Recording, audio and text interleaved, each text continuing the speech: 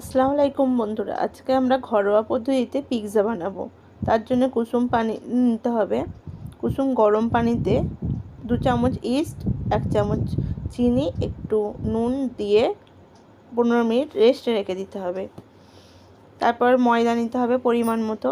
ওই রেস্টে রাখা ইস্ট অ্যাক্টিভেট করা আর কি, ওইটা দিয়ে আর কুসুম গরম পানি দিয়ে ময়দাটাকে নরম করে মাখতে হবে। মাখার পর রেস্টে রেখে দেবো 20 মিনিট বা তারও কিছুক্ষণ বেশি সময় রাখলে আরও ভালো হয়। গরম জায়গায় রাখতে হবে। আর আমরা চিকেন পিৎজা করব, তার জন্য চিকেন পরিষ্কার করে ধুয়ে নিয়ে নেব। বুকের যে মাংসটা হয় চিকেনের বেস্ট পিস, ওইগুলো নিতে হবে, নিয়ে ছোটো ছোটো পিস করে নিতে হবে।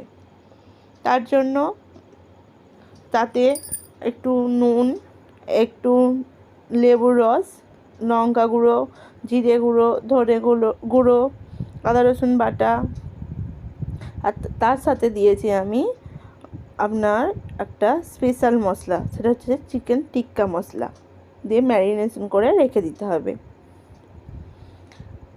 আর তার সাথে আমরা যে শুধু পিৎজা করব, তাতে আমরা তো সবজি দেবো, একটু ক্যাপসিকাম, একটু পেঁয়াজ আর একটু টমেটো দেবো।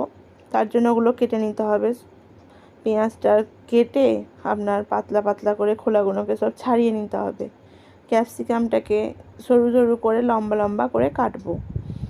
আর মাঝখানের ক্যাপসিকামের যে দানা দানা থাকে অংশটা, সেটা কেটে ফেলে দেবো। তারপর ধুয়ে নিয়ে সরু সরু পাতলা পাতলা লম্বা করে কেটে নেবো। টমেটোটাও তেমনভাবেই কাটতে হবে যেমনভাবে ক্যাপসিকামটা কেটেছি, সরু সরু পাতলা পাতলা করে কাটতে হবে। তারপর বাসনে রেখে দেবো। রেখে দেওয়ার পরে চিকেনটা ভেজে নিতে হবে। তার জন্য কড়াই তেল গরম করে চিকেনগুলো সব দিয়ে দেবো। ভালো করে দিয়ে দেওয়ার পরে একটু নেড়ে চেড়ে রেখে রেখে আস্তে আস্তে দমে ভাজবো, যাতে চিকেনগুলো সেদ্ধ হয়ে যায়।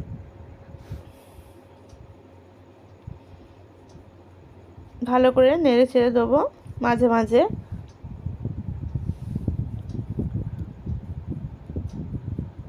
নাড়ার পরে যখন দেখবো ভাজা ভাজা হয়ে গেছে ভালোভাবে, তখন এক বাসনে তুলে নেবো। তার চিলি ফ্লেক্সটাও তৈরি করে নেবো ঘরেই। তার জন্য কিছু শুকনো লঙ্কা আপনার মিক্সারের জারে দিয়ে একটু পিষে নেব। ঘরেই আমরা মেয়োনিজ তৈরি করব, তার জন্য একটা ডিম নিয়ে নেব। আপনার ডিমটা একটু সেদ্ধ করেও নিতে পারেন বা কাঁচাও নিতে পারেন। আমি আজকে কাঁচা ডিমই নিয়েছি। একটু 1 চিমটি নুন, একটু গোলমরিচ গুঁড়ো, একটু লেবুর রস, একটু বাটারটা পরিমাণ মতন দিতে হবে। পরে আমি আরও 1 চামচ দিচ্ছি, সেটা ক্লিপে নেওয়া হয়নি। তা একটু 4-5টা মতো রসুন কুচি আর একটু চিনি দিয়ে মিক্সারে গ্রাইন্ড করে নিতে হবে। আর তার সাথে আমরা পিৎজা সস তৈরি করে নেবো। তার জন্য নিয়েছি আমি টমেটো সস, যে মেয়োনিজটা ঘরে তৈরি করেছি সেই মেয়োনিজ নিয়েছি কিছুটা, আর নিয়েছি আপনার চিলি ফ্লেক্স যেটা তৈরি করেছি ঘরেই। নিয়ে পিৎজা সসটা রেডি করে নিয়ে আমরা বাসনগুলো যেটাতে যে থালায় বা বাসনে আমরা পিৎজাটা আপনার পিৎজাটা রেডি করে নেবো। তার জন্য সেটাকে তেল মাখিয়ে নিতে হবে। হাতে করেই মাখিয়ে নিয়েছি।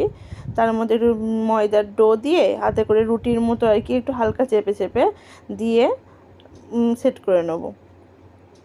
তার উপরে কাঁটা চামচ দিয়ে যেমনভাবে দেখাচ্ছে ওই রকমভাবে একটু ছিদ্র করে নিতে হবে, যাতে রুটিটা বেশি না ফুলে যায়, যেহেতু ইস্ট দেওয়া আছে। তার উপরে পিৎজা সসটা দিতে হবে। সসটা দিয়ে ভালোভাবে মাখিয়ে নিতে হবে।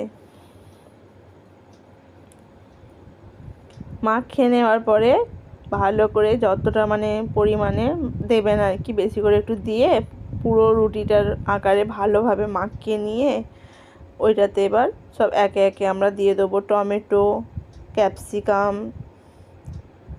আপনার পেঁয়াজ, সব সুন্দরভাবে সাজিয়ে সাজিয়ে দিয়ে দেবো, যাতে দেখতে সুন্দর লাগে।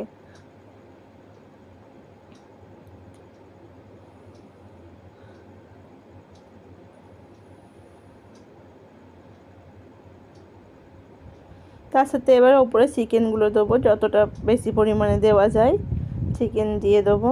দুটো পিৎজাই ওই রকমভাবে রেডি করে নেবো।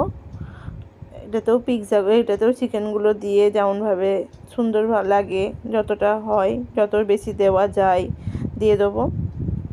তার উপরে এবার চিজটাকে একটু গ্রেট করে দেবো। চিজটা বেশি দিতে হবে, মজারেলা চিজ দিলে তো সব থেকেই ভালো হয়। আমার কাছে মজারেলা চিজ ছিল না, তার জন্য আমরা নর্মাল যে চিজটা হয় ওইটাই দিয়েছি। দিয়ে তার উপর দিয়ে আমি একটু চিলি ফ্লেক্স দিয়ে দেবো। অরিগ্যানো আমাদের ঘরে ছিল না, তার জন্য আমি ওটা স্কিপ করে গেছি, ওটা দিইনি। এবার আমি একটা পাত্রে আমি একটু বালি দিয়ে গরম করতে দিয়েছিলাম, যাতে ওটাকে ভাপাতে দিতে পারি বা মানে পিৎজাটা রেডি করতে পারি। দিয়ে বালি গরম হয়ে গেছে, তার উপর বাসনটাকে দিয়ে 15 মিনিট রেখে দিয়েছিলাম ভাপে। 15 মিনিট পর আমাদের পিৎজা কাঁটা চামচ দিয়ে একটু দেখে নিয়েছিলাম, তারপরে দারুণ হয়েছে খেতে।